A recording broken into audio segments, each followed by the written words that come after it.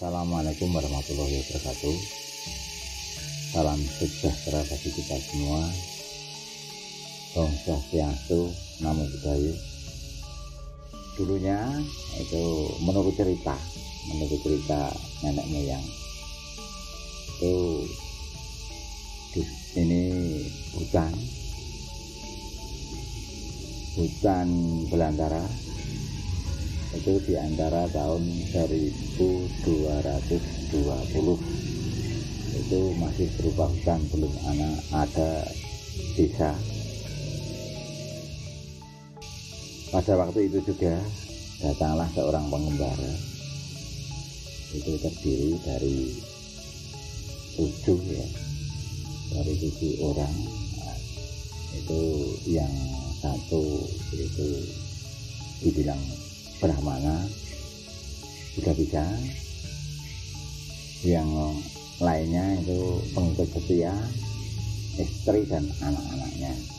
Nah, di sini menetap pas mulai tahun 1220-an itu, dan membuat gubuk atau padepokan. Padepokan itu dinamakan Padepokan Sekaralas.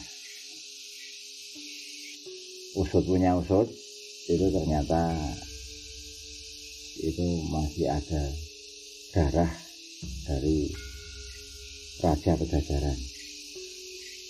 Itu dengan nama Igede Diwawastu.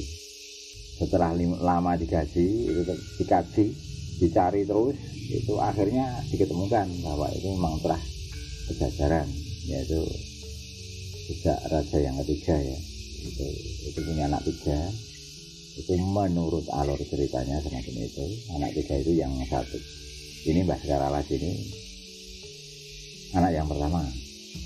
Jadi nek saiki iso diomongke Pangeran Pati atau calon raja. Singkat cerita, nah pada waktu mau penobatan jadi raja untuk menggantikan ayah andanya, ini Igede Diwawastu ini nggak mau, dikarenakan dia memilih untuk menjadi petapa, ingin berbakti kepada masyarakat, ingin menolong sesama hidupnya, jadi berbaur dengan masyarakat kecil. Makanya dia melarikan diri sampai di sini, dan di sini membuat salah satu gubuk, dan gubuk itu menjadi besar sampai sekarang. Ini jadi nama Tambarjo. Dulunya bukan Tambarjo itu mas, namanya dulunya itu Kalasan. Dipastikan warga sini juga bahwa ini memang benar-benar tempat yang sakral. Jadi dulu belum Islam ya, jadi agamanya masih Buddha. Soalnya Pajajaran itu sendiri itu lahir atau didirikan itu 1030 Masehi, dan runtuh itu 1579 Masehi. Maka termasuk masih ada hubungannya dengan itu. Dari pihak Jawa Barat juga pernah menghubungi ke sini dan pernah nakyin ke apa ya, jenenge goleki sedulure. Itu pernah terjadi di sini, dan dia juga menyatakan secara metafisik dia itu memang benar keturunan dari sana. Saking senangnya tokoh-tokoh warga sini itu ingin memugar supaya makam itu enggak hilang. Itu bagaimana supaya ini bisa dijadikan cerita anak cucu kita besok. Nah, gitu. Terus dari tokoh-tokoh masyarakat dan tokoh-tokoh spiritual, khususnya di wilayah Tambarjo ini, dan dibantu juga dengan teman-teman yang lain, itu akhirnya mengungkap. Sekarang pun saya rasa juga masih ada aura yang begitu. Jadinya mau dibikinkan rumah-rumah kecil itu supaya tidak digusur oleh orang lain, kan gitu. Tujuannya itu.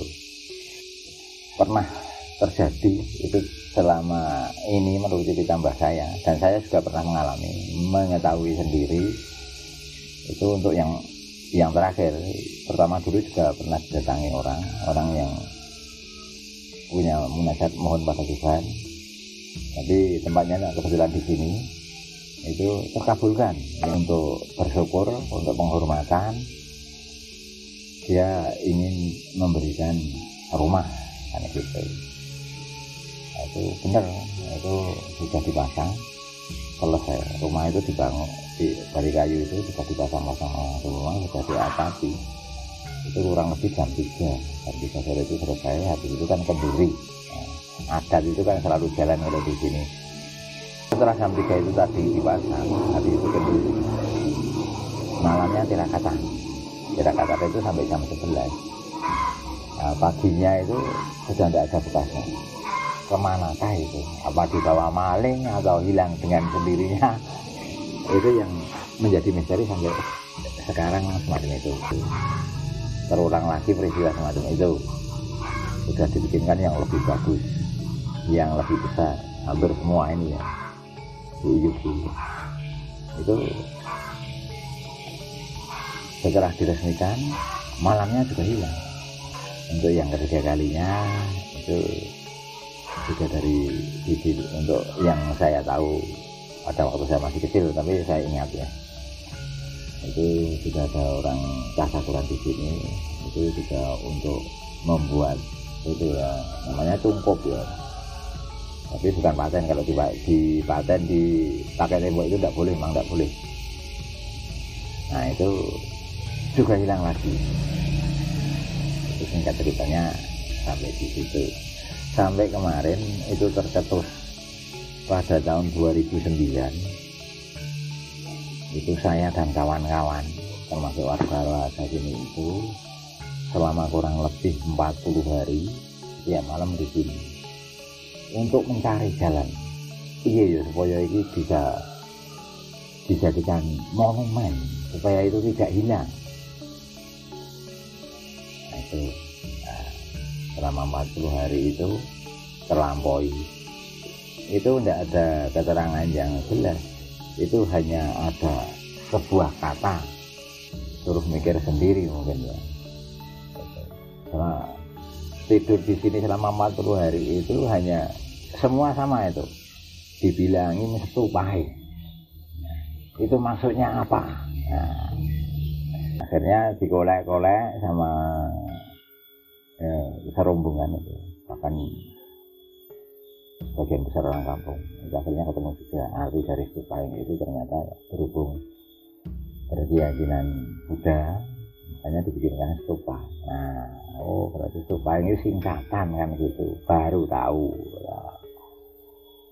Setelah tahu itu tahun 2010 itu baru terlaksana. Nah, pada waktu 2010 terus dibangun. Itu ada maknanya semua ya itu ya.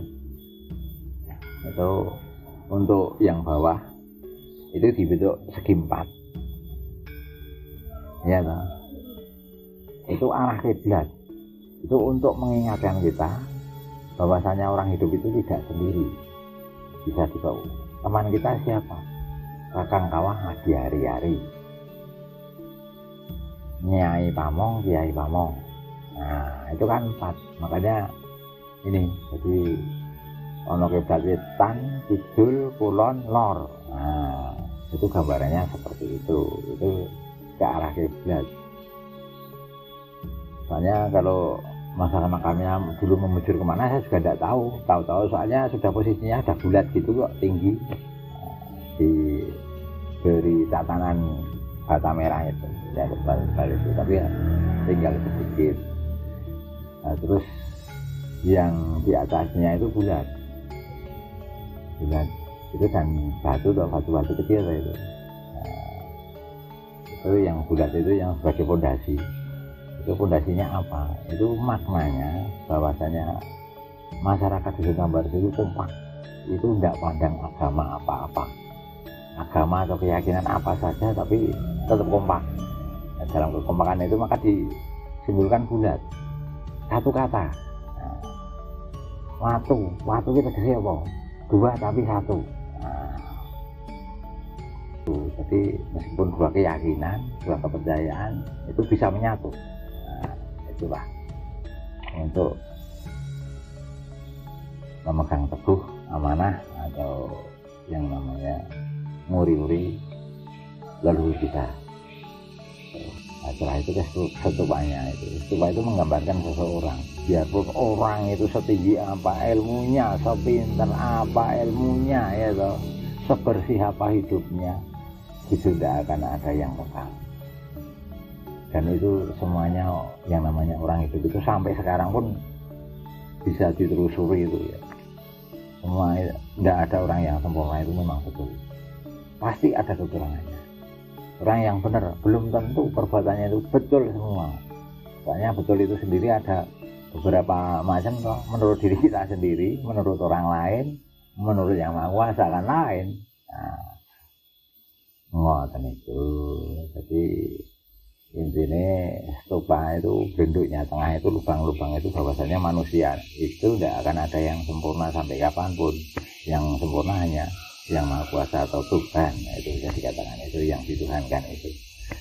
Nah, terus yang atasnya sendiri ya itu menggambarkan semuanya itu percaya dengan ketuhanan yang Maha Esa itu tadi. Nah, yang lancip dhuwur temumpang itu kaya muntu itu. Kebetulan juga pada waktu itu peresmian ini harinya Sabtu Pahing juga.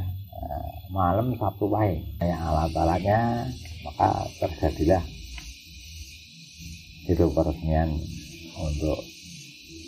kampung untuk ini ya, untuk stupa ngijing. Padahal ngijing itu harusnya lewat,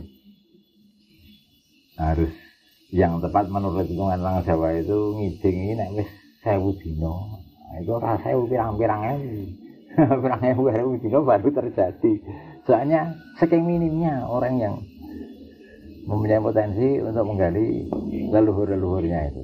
Nah, itulah. Singkat ceritanya semacam itu.